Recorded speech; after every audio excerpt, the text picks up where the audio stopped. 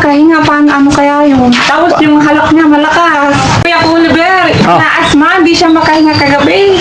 Ako nga si Tsura niya na hindi siya mapakali. Pag humiga siya, babangon at babangon, nauupo.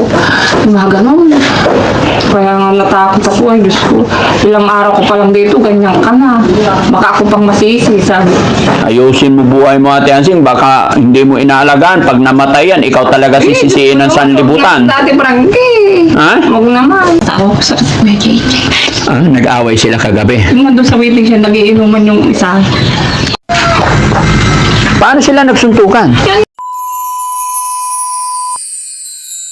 Ate Hansing, good morning. Araw, Daddy Frankie. Kumusta? Hindi nga mabuti, Daddy Frankie. Bakit? Kuya Oliver, na asma, hindi siya makahinga kagabi. Bakit? Saka kasigarilyo niya siguro. Anong kakasigarilyo? Oo, matigas kasi ang ulo niya. Pag yung mga nagtatrabaho, humihingi siya. Pati sa asawa ko. Oy, bakit bigyan ng asawa mo? Eh, mapili. Hindi sa asma yun, Ate Hansing. Hindi siya makahinga, ano kaya yun? Tapos yung halak niya malakas. Wala pang isang buwan siya sa'yo. Sa sigarilyo na sinisisi mo, hindi. Sige, Diyos ko, nataranta nga kami kagabi, Daddy Frankie. Hindi kami nakatulog. Ano nangyari? Anong oras? Gabi na, mga alas 10 na. Bakit kayo nataranta? Anong eksaktong, ano nangyayari? Hindi nga siya mapakali. Nakaupo siya, tapos humihingi nga siya ng malalim. Hindi siya makasabi. Ano nararamdaman mo? Sabi ko, hindi ako makahinga, sabi niya. Nagpainom ka ba ng gamot sa kanya? Tuloy-tuloy ba yung gamot niya? Oo, hindi ko man kinakalimutan yung gamot na. Baka napagod naman. Ano bang ginawa niya kahapon? Wala naman, Daddy Frankie. Paupo-upo lang dyan. Yung alam kong dahilan yun yung pagsisigarilyo niya. Bakit kasi hindi mo binabantayan? Sa shelter kasi, ay sa bahay ko kasi ang Ate Hansing, hindi talaga siya makakapag-yosi or what. Oo nga, yun ang alam kong dahilan ng pag-asma niya. Kagabi? Oo. Anong oras? Mga 10 o kaya 11, Daddy Frankie. O, nasaan siya ngayon? Saan si Oliver? Kagabi, pina-check up siya ng asawa ko. Binigyan siyang gamot. Ngayon, Saan siya pina-check up? Diyan po sa may PGH, Oh. kay General Hospital. Ngayon po, pina-x-ray po ng asawa ko, kaya wala po siya. Ano po? Pina-x-ray po. Oo. Kaya wala po sila, baka mahaba po yung pila. Kinabahan talaga ako, Daddy Frankie. Diyos ko, kakulagot ako nito kay Daddy Frankie. Sabi niya, pinapabayaan kita. Sabi ko, kaya nga, hindi kami nakatulog na masyado. Huwag kang mag-isip na mananagot kay Daddy Frankie. Ang isipin mo, yung kapatid mo. Hindi sa akin. Kumbaga, yung gagawin mo is para sa kapatid Hindi, mo. baka isipin mo, pinabayaan ko yung kapatid ko, Daddy Frankie. Siyempre, ako yung nangangalaga sa kanya. O, ano nangyari? Ako sa iyo, na nandito na sa poder ko. Baka may masabi ka na pinapabayaan ko. Pero ginagawa ko naman yung magagawa ko. Nakikita naman ng mga trabador na inaalagaan ko naman yung kuya ko. Matigas lang kasi yung ulo niya minsan. Hindi. Kailangan, kahit anong sabihin niya, sa amin, hindi pwedeng masunod ang gusto nila dahil para sa kanila yon. Away ko din yung asawa ko. Huwag mong bigyan kahit ipilit nga. Sabi ko nga. Anong binibigay ng asawa mo? Sigarilyo. Dapat, ang asawa mo unang mag-stop sa sigarilyo. Oo, yun ang hindi niya matanggal, Daddy Frankie. Mamamatay siya pag tinanggal niya yun. Kalokohan yon, salitang palusot lang yung mamamatay. Yung mga adik na sa sigarilyo, Daddy Frankie, hindi na sila mabubuhay. Adik ba yung asawa mo? Oo, nakakailang kahayan, magapon. Papatukan ko talaga yung asawa mo. Na, Buti. Ay, naku. Malaking problema pala yan kung adik na yung asawa mo. kaya nga, sabi ko, ang tigas na ulo, nag-away nga kami kagabi. Ang tigas kasi ng ulo mo. Sabi Matigas ulo na asawa mo. Pati si kuya ko. Dalawa sila. Oo. Ngayon kanina, dumating yung mga nagtatrabaho, humihingi na naman. Ay, Diyos ko, wag na. Sabi ko, matigas yung ulo mo, ako yung mayayari. Sabi ko. Pina-extra nga, hindi pa sila dumating. Una, check up. Tapos umuwi. Ngayon, x-ray. Bakit asawa mo ang kasama, hindi ikaw? Naghatid kasi ako ng mga anak ko, Daddy Frankie. Yung mga anak ko, ako naman gustong maghatid. Diba kasi iba pa rin yung asikaso ko. Marunong naman yung asawa mo doon. Oo, alam naman yun ang gagawin. Baka hindi x-ray gagawin nila, baka sigarilyo gagawin nila. Yun lang. Hindi, hospital naman yung pupunta nila, Daddy Frankie. Private ba yon? Hindi man, public eh. Public. So, magkano nagastos? Kagabi, nagbigay akong 1,000. Kanina naman, wala nang bumalik yung 1,000. Kanina na naman, nagbigay na naman ako ng 1,000. Ang laki na pala ng gastos. Unang punta sa ospital, 1,000. Una. Ngayon na naman, 1,000. Mahal kasi yung mga gamot na binigyan. Gusto mo kunin ko yung mga gamot? Hindi, usap muna tayo. Unang check-up, anong sabi ng doktor? Wala man sinabi, basta binigyan, pinausukan yata dahil Frankie ng nebulizer. Ngayon pinauwi. Binigyan ng gamot, pwede pinainom ko naman. Siyempre, alam ng doktor, pina-check up, alam nila kung saan cause, kung ano nangyari, bakit hindi siya makahinga. Ano bang reason? Bakit pinadala mo sa ospital? Sige. Yun nga, yung ang lalakas ng mga paghinga niya, di siya makahinga, gano'n. Paano paghinga niya? Paano? Pakita mo sa akin. Paano siya huminga malakas? Gano'n. Paano? Ulit. Sige na. Niya yung hininga niya. Paano nga? Okay. Paano? Sabi niya, tapos hindi siya mapakali. Hindi, sige nga, diretso, para alam ko yung gagawin ko. Gano'n, may halak. Hindi isa lang, kailangan matatlo. Gano'n. Ganon. Gumaganon siya. Yung baligali, tinatas pa niya. Anong oras nangyari yon? Ang mga 10 o 11, Daddy Frankie. Tapos, anong oras nyo dinala na ospital? 11. 11 ng gabi. Nung gabing yon, natakot ka. Oo, Daddy Frankie. Natakot ka, bakit hindi ikaw ang kasama? Yung mga anak ko nga. Masama din mo. Paano siya huminga malalim? May halak siya, may tunog. Tapos paggabi, Kagabi umuwi din sila, tapos binigyan ng gamot. umihilik siya, ganon? Hindi naman. Hindi naman Daddy Frankie. Baka naman napagod kasi napanood ko yung video na pinaglilinis mo siya ng kubo ng baboy mo, pinagpaligo mo, baka nasobra ng pagod. Siguro nga, Daddy Frankie. Oo, sabi ko naman sa kanya, para matuto siya. Oo, kaya pinaglilinis mo siya doon. Baka nga, napagod na siguro. Ay, sa susunod, hindi mo na ano yung... Tapos, nung pagka-uwi, ngayon pinababalik sila sa x-ray. Sabi ng hipag ko, pa-x-ray mo, sabi niya. Pinatin nga ako pa-x-ray mo para malaman natin kung ano yung sanhi ng paghinga niya ng ganyan, sabi niya. Kaya sinunod ko naman, syempre mahirap na, baka akong sisihin. Daddy Frankie. Pag ganyan na laging sa ospital, mauubos yung pera mo. Hindi, para naman sa kanya.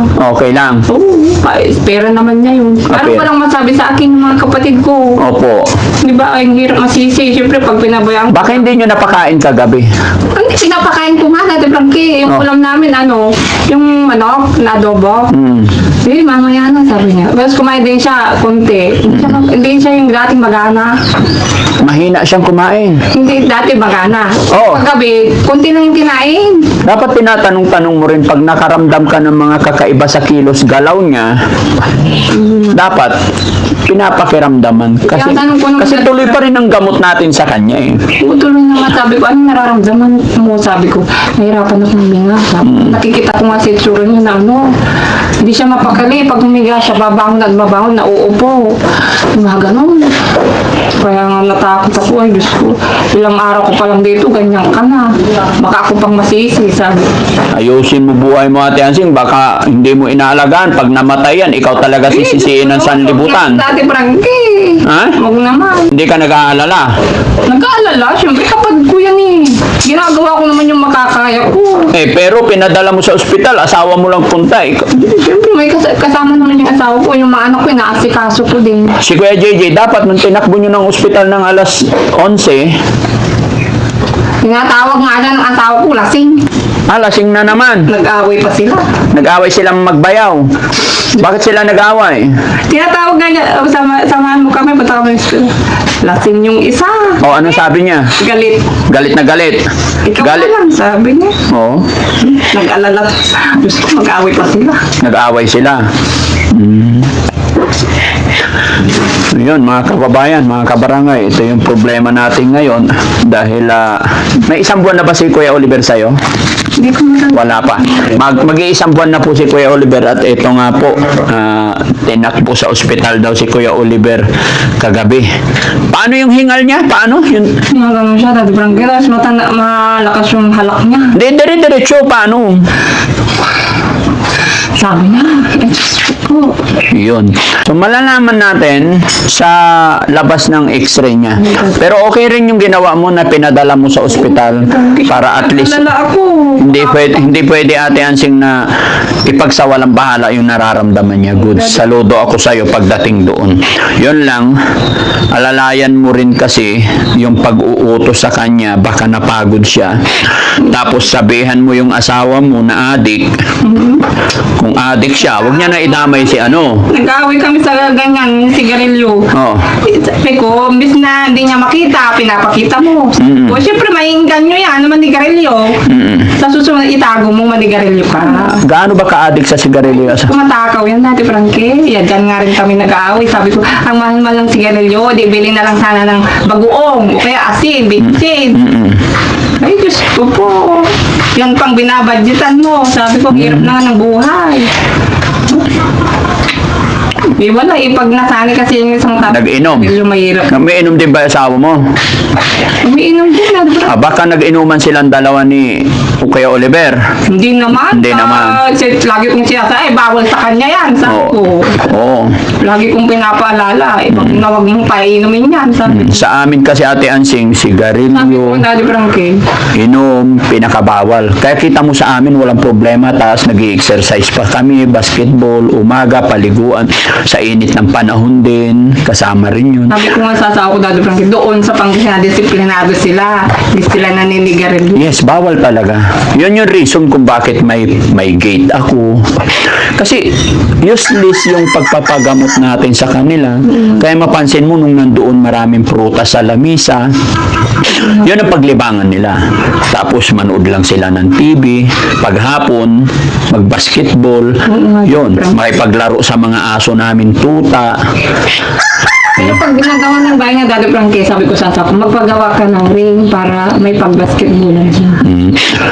Gusto mo pagawan natin siya ng ring. Hindi, yung asawa ko na lang mayroon dyan na paggawa ng basketball. Yung poste na lang yung papatayin. Para maglaro din yung mga anak ko, malibang-libang sila. Ilan taon ba yung anak mo panganay? 11 na, Daddy. 11. Babae yun Ay lalaki. Tapos yung pangalawa, lalaki din. Lalaki din. 7. Ilan anak mo talaga? Tatlo.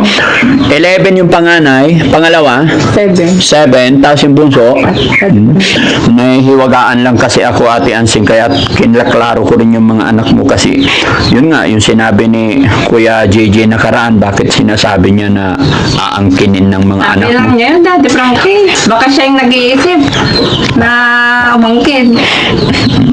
Di ba, yun nga, ayaw niyang tumulong dyan sa kawayan. Ako lahat ang nag-ano dyan, akong nagpusa para sa kapatid ko. Sabi ko, tumulong-tulong ako niya. Hindi, kasi nahihiwagaan ako kasi sa edad ng mga bata na yan, 11, 7, 2 years old, kahit sabihin natin 15 years old, hindi mo pa makikitaan ang mga bata na interest kung ano man, madalang. Kumbaga, ang priority, makikita mo sa bata, mga kababayan, is mag-aral, maglaro, kumain, matulog. Yun lang makikita mo sa bata. Nakapokus sila sa pag-aaral nila. Yes. Pero, Pero, pinapaunawa ko sa mga anak ko, na, tito nyo yan, kapatid ko yan, huwag niyong pakitaan ng masama, mahalin nyo. Yun lang tinuturo ko sa mga anak ko, unawain nyo. so, yun mga kababayan, sa ngayon po talaga, nagulat ako pagdating namin dito sa bahay, is ito ang bungad sa akin ni Ate Ansing na yung kapatid niyan si Kuya Oliver is inatake ng sakit na hindi makahinga. Pero ano sabi ng doktor? Asthma o ano? Hindi, wala man sinabi ng asawa ko. Oh, wala bang findings kasi hindi pa Pinausukan namin dahil. pinausukan lang tapos umuwi. Ngayong umaga, anong oras umalis? Kanina pa dati Frankie, na 8:30 yan. Sige, hihintayin namin, no? Oo, dahil lang. Okay. Tao sa may JJ. Nag-away sila kagabi. Yung doon sa waiting siya, nagiinuman yung isa. Tinawag daw niya. Check up natin si Oliver. Hindi makahinga. Galit daw yung isa. Ha? Galit. Galit. Anong sinabi? Paano sila nag-away? Ikaw na lang, sabi niya.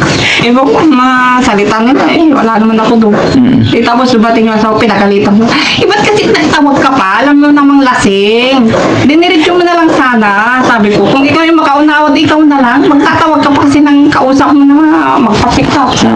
Hindi ba talaga magkasundo yun si... Hindi naman. Nagkakasundo. Naman sila nag-aaway. Ngayon lang sila nag-away. Ayokong nag-aaway sila. Ayoko rin. Huwag naman sanang umabot sa magsakitan. Okay lang magsabihan ng sama ng loob. Sabi ko nga kanina umaga, magkipag-ayos ka. Sabi ko, ayoko yung ganyan. Sino makikipag-ayos? Ang asawa ko. Oo. Hindi, bibili ako ng gloves. Huwag naman. Gusto mo yata magsuntukan ng... Tapos ikaw referee. Ay, ayoko. Ito pa yan na to. Ako pa yung mabasuntok. Gagan. Siyempre, ikaw referee, papanigan mo yung asawa mo. Hindi kung ano yung tama, ayoko mag-away, magpasensyahan na lang. O, sige. So, anong sinabi mo sa asawa mo? Kanina. Oo. Hindi pag-ayos ka, sabi ko. Kung ano man yung pan, pag yung tapos na, tapos na. So, anong sabi ng asawa mo? Oo, sabi. Payag. Bakit siya makikipag-ayos? Kung tama naman yung sinabi niya na ini-invite lang niya para itakbo sa ospital. Baka may sinabing hindi maganda. Para walang gulo. Para walang gulo. Siguro, meron din nasabi na hindi maganda, kaya nag-alala din yung isa. Sige, huwag kang mag-alala. Kakausapin ko. Try ko yung best ko para maging maayos, no? Joke lang yun. Di ako magbibigay ng gloves. Ano yung sagutin ko pa yun? No? Sabi ko nga, nakakaya kay Daddy Frankie, tumutulong na nga na nagpapagawa ng bahay. Ganyan pa yung nangyayari. Sa totoo lang, medyo nag-iisip ako kung anong gagawin ko, lalong-lalo na sa pabahay natin na naantala, na-stop dahil sa hindi ninyo pagkakaunawaan. Pero gagawan ko ng paraan yan, mga kababayan, no? Gagawan ko ng paraan kasi hanggang ngayon talagang stuck muna yung bahay. Hindi po muna natin mapapatuloy hanggat hindi naayos. Kaya lang eto na dumating ako, may problema na naman about kay Kuya Oliver.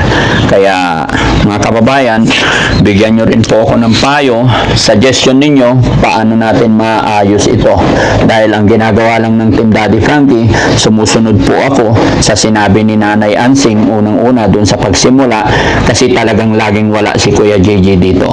Ito yung nirereklamo ni Ate Ansing na laging wala si Kuya JJ, pero nung simulan namin yung bahay ay talagang tinanong ko siya, ay sabi naman sa akin ni Ate Ansing is nag-usap-usap na sila, no? Hindi naman totally dikit yung bahay sa bahay ni Ate Ansing. Medyo naurong lang talaga dito. So, iniintindi ko rin naman yung paliwanag ni Kuya JJ. Although ang usapan talaga kung saan tinanggal yung kawayan, doon talaga sana itatayo yung bahay. Ang problema, nalihis. Hindi nadaga na yung pinagbunutan ng kawayan. Ito yung kawayan, dito na yung bahay. Supposed to be, dito dapat. Pero ang pagkakamali ko talaga, hindi ko na nahintay si Kuya JJ dahil nagtiwala ako sa sinasabi ni Nanay Ansing na nag-usap na silang magkakapatid. Bagamat nung sinabi ni Kuya JJ na hindi daw nila pinagkasunduan yun. Umaasa si Kuya JJ na yung usapan nung una. Which is gaya ng sinabi ko mga kababayan, kung anong kagustuhan ng magkakapatid, yan lang sinusunod at wala na pong iba. Gusto ko lang talaga mabigyan ng bahay. No?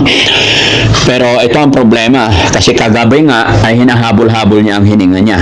Malakas ang halak. Oo, malak naririnig ko nga. Pero bago nangyari yon, nakatulog na siya. O hindi pa. Bakit alas 11 naganap? So, ibig sabihin, late na natutulog. Oo, dati kasi nga hindi nga makahinga, di ba? Pero pag hindi naman siya ganun, mga 8 tulog na siya.